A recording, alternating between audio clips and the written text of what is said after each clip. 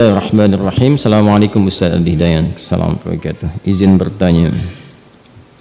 Ayah saya meninggal 1 tahun yang lalu.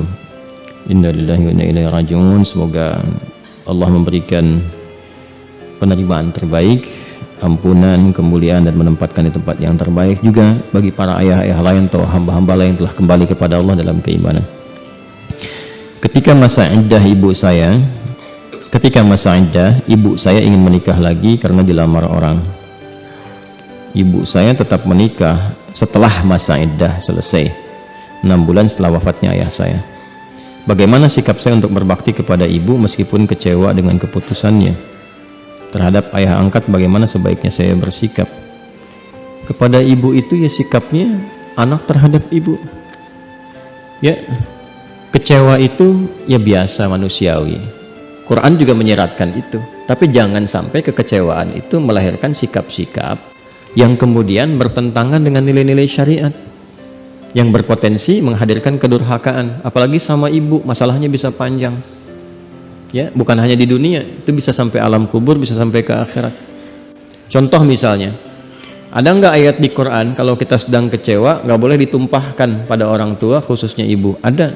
Buka Quran surah ke-17 misalnya, Al-Isra ayat 23 itu, dan seterusnya. Wa qadha rabbuka alla ta'budu illa iyyah wa bil walidaini ihsana imma yablughanna 'indakal kibara ahaduhuma aw kilahuma fala taqul lahumā uff wa la tanharhuma.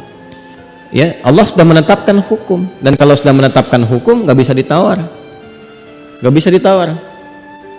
baik ya, kecuali nanti hal-hal yang telah Allah tetapkan, ketentuan-ketentuan lainnya ya, sebagai alternatif hukum. Hikmahnya banyak nanti. Dan diantara ketetapan itu, selain penyembahan mutlak hanya kepadanya, juga berbakti kepada kedua orang tua. Dan bakti kepada kedua orang tua itu diikat dengan sifat ihsan. Jadi diantara amalan langsung di dalam Quran yang disifati dengan sifat ihsan itu bakti pada orang tua. Itu ayatnya cukup banyak itu ya, yang di Al-Ahqaf misalnya ayat 15, wa wassaynal insana biwalidayhi ihsana. Ya, banyak nanti yang di Quran surah 31 Luqman ayat 14 tuh. Bedanya nanti yang di Luqman wahnan ala wahnin, ya, yang di Al-Ahqaf itu kurhan.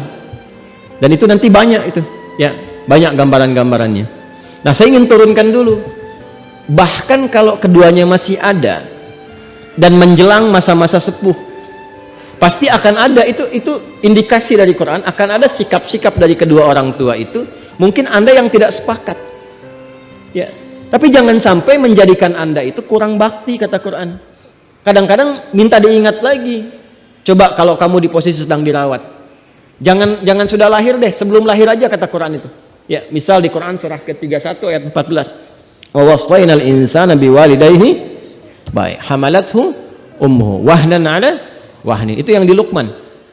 Yang di Al-Ahqaf, wa wassaynal insana biwalidayhi ihsana. Terus hamalathu ummuhu kurha wa hamluhu wa fisaluhu 30 syahra hatta idza balagha ashuddahu wa balagha 40 sanatan qala rabbi awzi'ni an ashkura ni'mataka allati an'amta 'alayya wa 'ala walidayya wa an a'mala shalihan tardahu wa aslih li fi dzurriyyati inni tubtu ilaika wa inni minal muslimin. Surat apa? Al-Ahqaf. Nah, posisinya kanan kiri. Lupa, bagus. Bagus. Jangan terlalu detail ya. Baik. Jadi ke orang tua itu, kata Quran, kalau ada yang kurang berkenan, ingat kamu deh. Ini Allah yang nyampaikan. Semasa dikandung, jangan dulu lahir. Bagaimana beratnya mengandung itu. Jadi di Luqman ayat 14 disebut wahnan ala wahnin, ya. Wahnan ala wahnin itu sesuatu beban yang sangat luar biasa, sampai mohon maaf ya, sampai yang merasakan di satu titik tapi dampaknya bisa ke semua titik.